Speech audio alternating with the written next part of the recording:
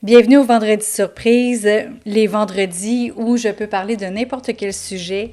Et cette semaine, je voulais prolonger dans le fond la discussion qu'on a commencé à écouter avec ma famille. Donc les deux derniers vendredis, les deux dernières semaines, on avait des discussions avec mes enfants et mon conjoint sur le leadership, sur les injustices et sur la compétition, donc sportive. Puis on fait des parallèles avec l'entrepreneuriat là-dedans. Fait que je trouve ça bien intéressant de les entendre là-dessus. Puis là, ben c'est ça, cette semaine, je voulais poursuivre, faire la suite de cette discussion-là avec une question que mon conjoint a posée à la fin du dernier podcast ou de la dernière vidéo. Puis cette question-là, c'était sur est-ce qu'on a réussi notre pari justement de bien éduquer nos enfants, de leur donner les outils pour être autonomes. Et on va avoir la réponse dans un prochain épisode de famille. Puis je ne veux pas promettre c'est quand parce que c'est supposé d'être aujourd'hui. Mais aujourd'hui, ce que je trouvais très fort de venir te parler, c'était une discussion que j'ai eue cette semaine avec un entrepreneur qui réussit très bien financièrement. Puis là, j'ai eu une discussion avec parce qu'il me dit, tu sais, Louise, il dit, j'ai fait la belle vie, j'ai voyagé, j'ai eu les chars que je voulais, j'ai des habits à 2000$ sur le dos, fait sur mesure, avec des boutons à son effigie, tout ça. J'ai des souliers même faits sur mesure. Regarde, tu sais, nomme-les, là, ce que tu veux avoir dans la vie, là, tu es capable de te le permettre, là. Il s'est tout permis ça. Mais il dit, il y a un problème, par exemple. Il dit, moi, j'ai couru après des objectifs financiers. Puis j'avais oublié dans ma vie de mettre des objectifs personnels. Puis il dit, à un moment donné, bien, il y a quelqu'un d'autre qui a décidé pour les objectifs personnels par rapport à moi. Fait qu'il dit, ma femme est partie. Puis il dit, en fait, je faisais tout ça pour elle. Je faisais tout ça pour pouvoir lui offrir tout. Mais ce que je m'aperçois, c'est que j'y ai pas vraiment tout offert. J'y ai pas offert ce qu'elle voulait le plus, c'était moi. Ouf! C'est pour ça que je fais ce que je fais. C'est pour ça que je suis là puis que j'enseigne aux gens.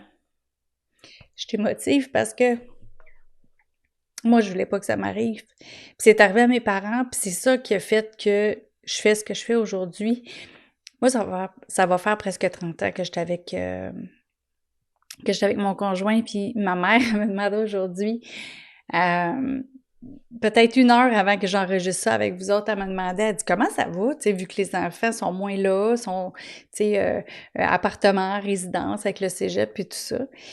Fait que j'ai dit, ben, tu sais, maman, j'ai dit, nous autres, on a été longtemps en couple avant d'avoir des enfants. Fait que c'est sûr que nous autres, c'est comme ça, on se retrouvait, comme ça, on retournait à la maison, dans le fond. Tu sais, c'est pas, on n'apprend pas à être ensemble, on l'avait déjà appris, ça. Fait que c'est pas, pour nous, c'est pas un gros apprentissage parce qu'il y en a qui ont des enfants tout de suite, puis que ils ont tout cet apprentissage-là à faire d'être à deux, qui n'ont pas vraiment vécu, mais nous, on l'a vécu presque 9 ans avant d'avoir notre première. Fait que... Mais je veux revenir à l'entrepreneur à qui j'ai parlé cette semaine, puis c'est ça, sa femme est partie, il est dans tous ses états, il a plus le goût. Il a plus le goût de poursuivre des objectifs. Il a même plus le goût d'avoir la compagnie qu'il a.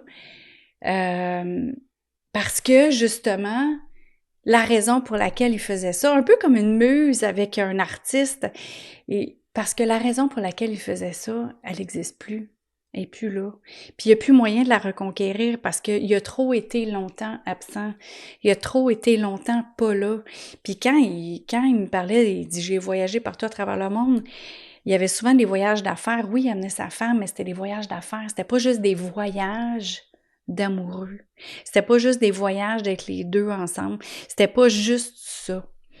Puis une des choses que je montre aux entrepreneurs avec qui je travaille, puis qu'il y a aussi dans le programme là, qui s'en vient, là, le programme de 90 jours, mais que je montre aussi aux courtiers, parce que je fais des ateliers en ce moment avec les courtiers immobiliers.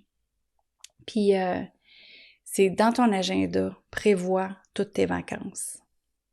Prévois tes vacances en famille, prévois tes vacances en amoureux, prévois des fins de semaine d'amoureux, prévois des fins de semaine parce que c'est la fête d'un enfant, la fête d'un ami, la fête, mettons, un 50e anniversaire de mariage de quelqu'un en famille.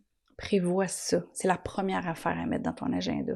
Parce que si tu ne mets pas ça dans ta planification annuelle, ben il n'y en aura pas.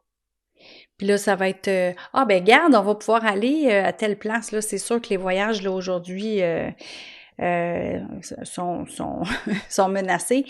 Mais si je pense à ce qu'il me disait, il a jamais planifié de voyage juste en amoureux. Oui, il a voyagé à des belles places incroyables là, à l'autre bout du monde là. Puis pendant 2 semaines, 3 semaines. Mais c'était toujours pour des rencontres d'affaires. C'est ça que tu fais toi, des rencontres d'affaires tout le temps. Tout le temps, il faut tout le temps qu'il y ait un bénéfice quelque part. C'est pas juste te reposer pour te reposer ou te retrouver en amoureux pour te retrouver en amoureux. Pense-y 2 minutes, là.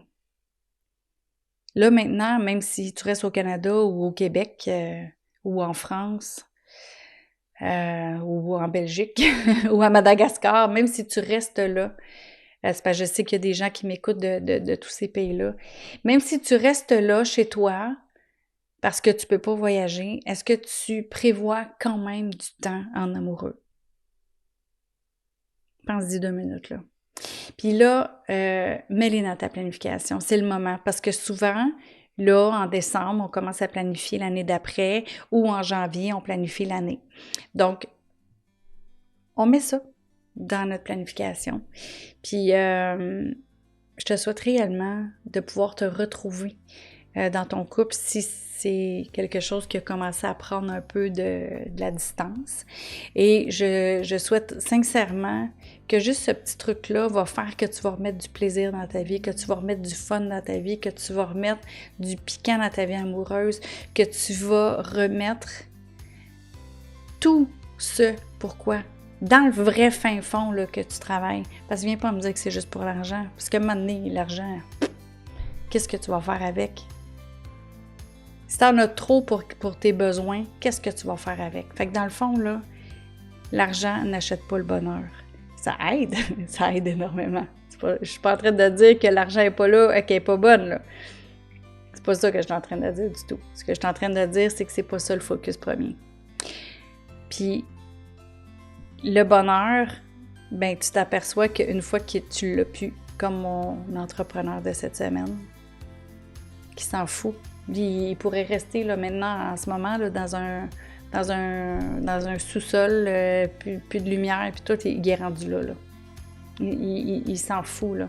Il dit, je vendrais tout pour la revoir, là. Il dit, j'arrêterais tout pour la revoir, mais il dit, là, je sais qu'il est vraiment trop tard.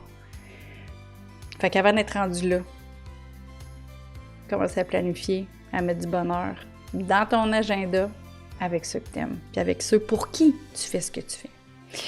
Fait que je te souhaite une belle journée. Puis lundi, ben, on se reparle, on part bien la semaine. Puis on va partir sur une note plus positive pour regarder ça. Salut là, bye!